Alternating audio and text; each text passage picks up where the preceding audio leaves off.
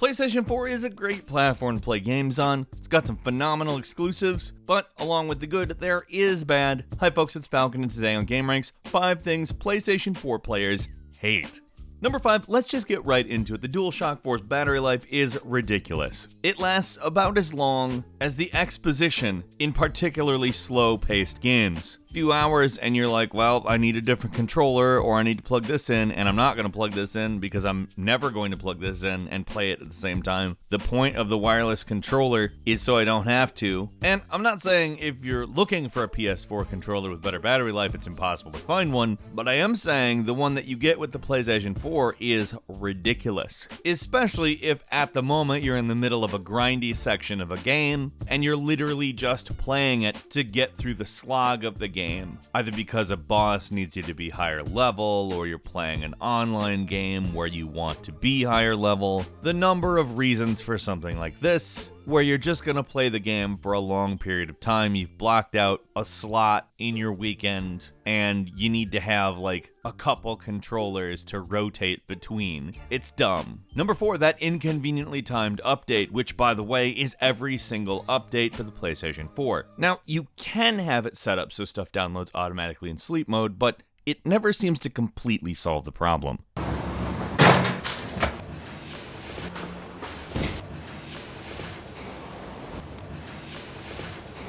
No, it has to happen exactly when I want to start playing a game, which for me, obviously, that can be a problem. To some degree, I need to be able to play games when I play them. That's, when I review games. This actually happened to me when I reviewed Call of Cthulhu the other day. Turned on the PlayStation 4. I'm like, all right, gonna play this game. Oh, sorry. You're gonna have to wait a good 45 minutes because for whatever reason today, downloads aren't gonna go very fast on the PlayStation 4. Thanks for that, Sony. It's a well-oiled operation you got running with your updates and all that. Number 3, and this is a gripe that has been kind of resolved but kind of not, but throughout the life of the PlayStation 3 and 4, your PSN ID has been stuck. You can't change it.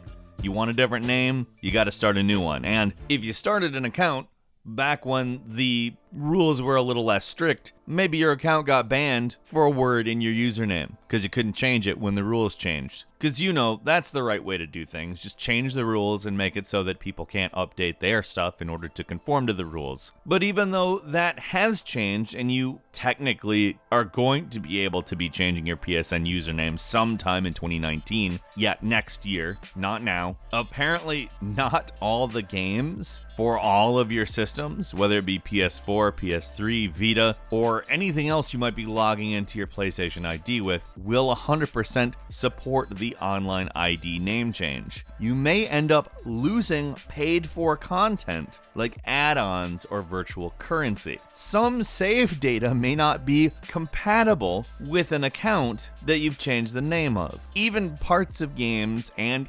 apps, for that matter, might not function properly, and the previous online ID may remain visible both to yourself and to other players in certain places. Now, this information comes from beta testers of the feature, people who are testing it, so these are things that may get ironed out. In fact, let's just go ahead and say this, I really hope they get ironed out, because if that stuff manages to get into the final quote-unquote product, that's a serious issue. There's gonna be some seriously angry people if they change a name and lose DLC over it, and I hope that that's a high priority for Sony, because that is really scary. Number 2, this is a night gamer problem for sure, and in some respects, it's along with something that I think is actually kind of cool about the PlayStation controllers, which is the LED. But when I am playing at night, this is an issue that I have encountered. Having that light reflect off your TV screen, and it's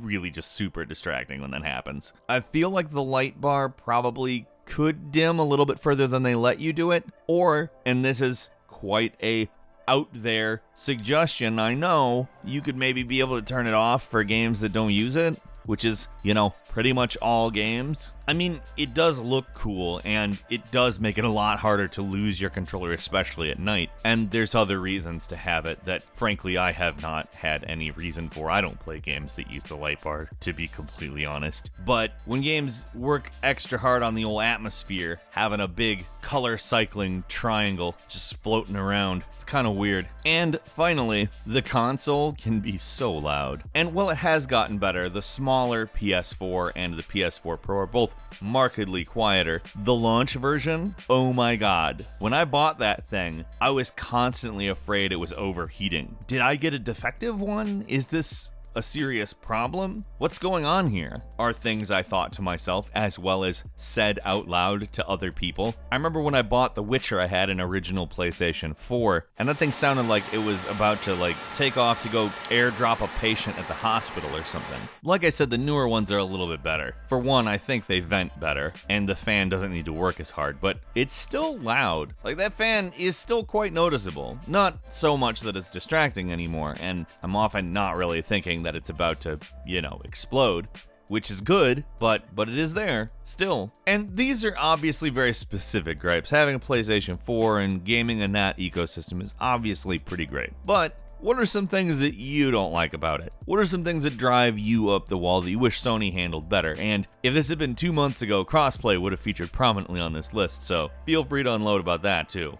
If you like this video, click like, and if you want to see more videos from us, click the subscribe button, and do not forget to click the notification bell. As always, thank you very much for watching this video. I'm Falcon. You can follow me on Twitter at Falcon the Hero. We'll see you next time, right here on gameranx.